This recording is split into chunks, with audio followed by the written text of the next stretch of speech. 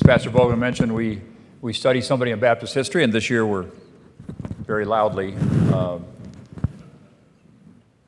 50th, now you can hear, in our 50th anniversary, we're studying 50 Baptists. I think everybody should know, and today is number 29. Very important man in history as well as Baptist history, but Adoniram Judson.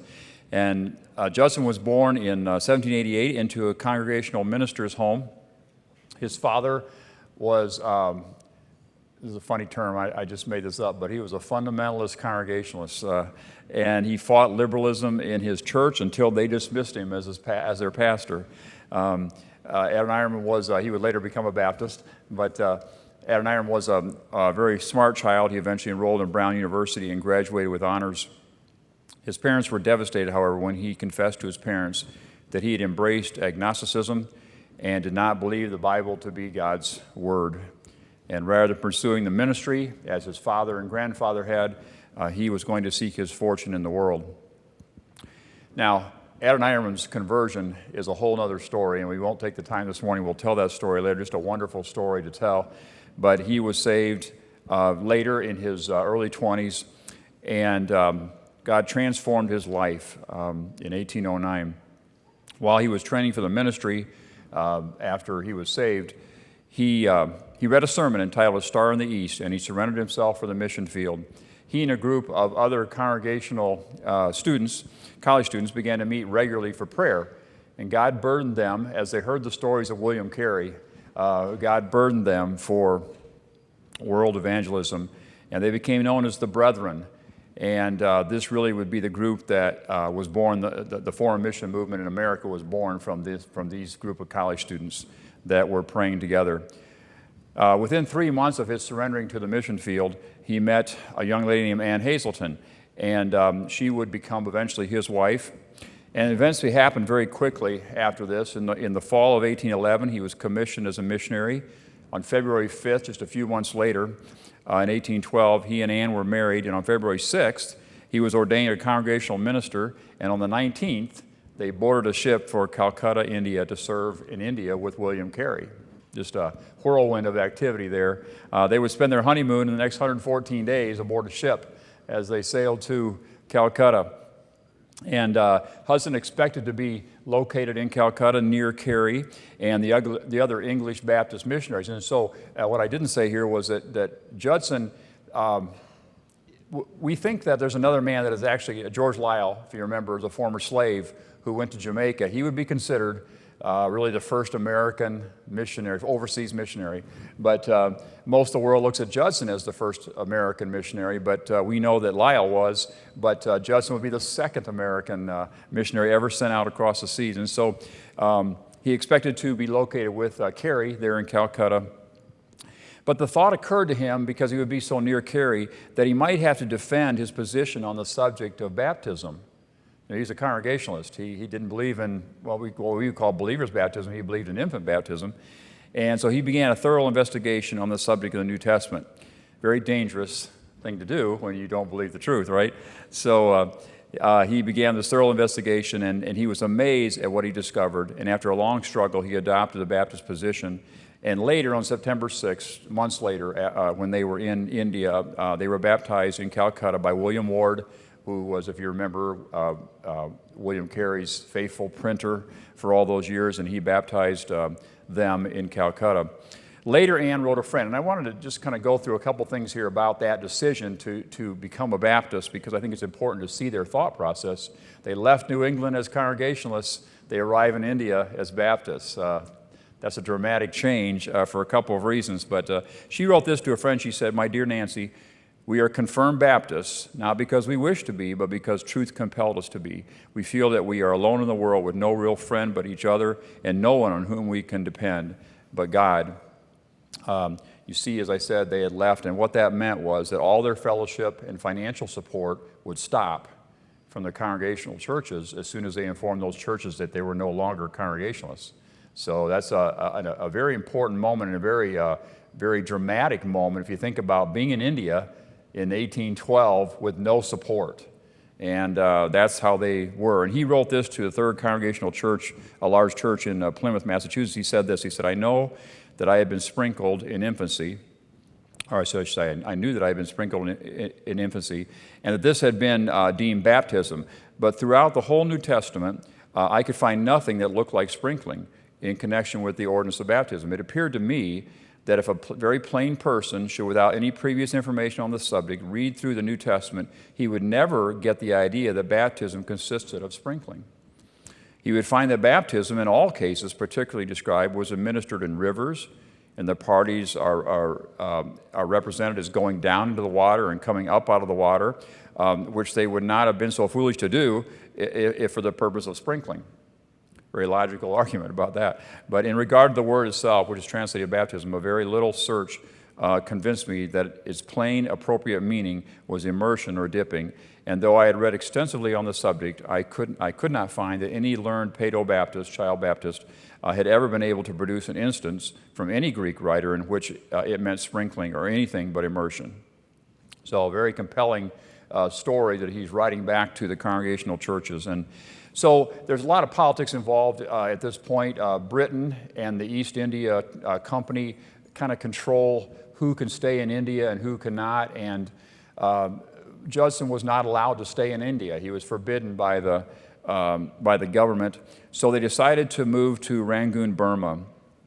And when they entered Burma in 1813, it was a hostile and really an unreachable place. William Carey had even advised him not to go there. It would be considered, I think, a closed country today. There was despotism, and there was a war going on with Siam, and there was constant rebellion and enemy raids, and no religious toleration.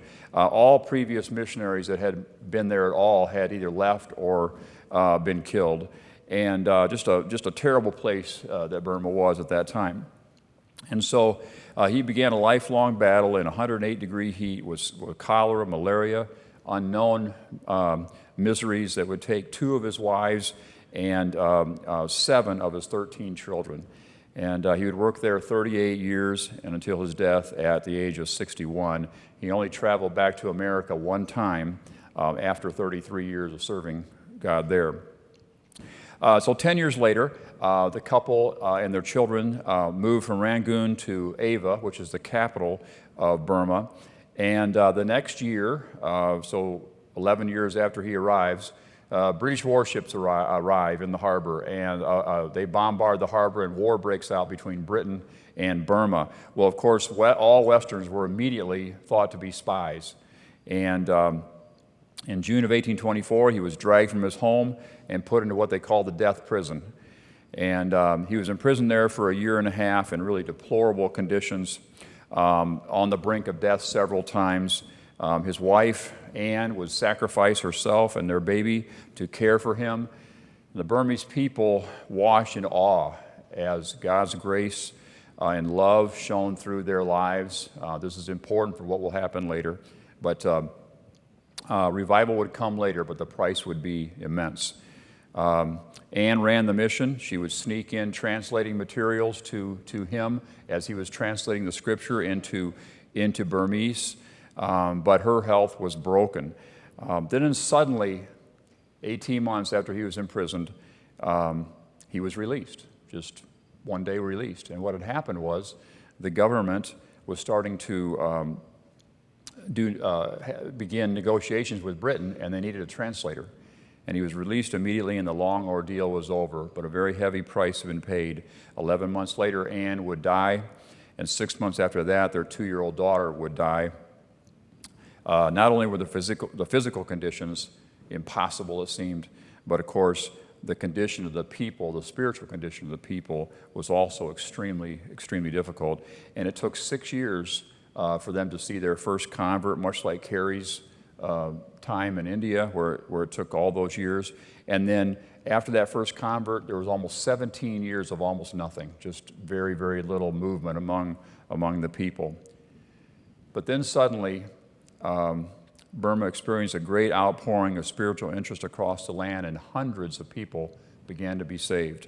I think that, as you look back, God was working on his servant putting him in that terrible prison.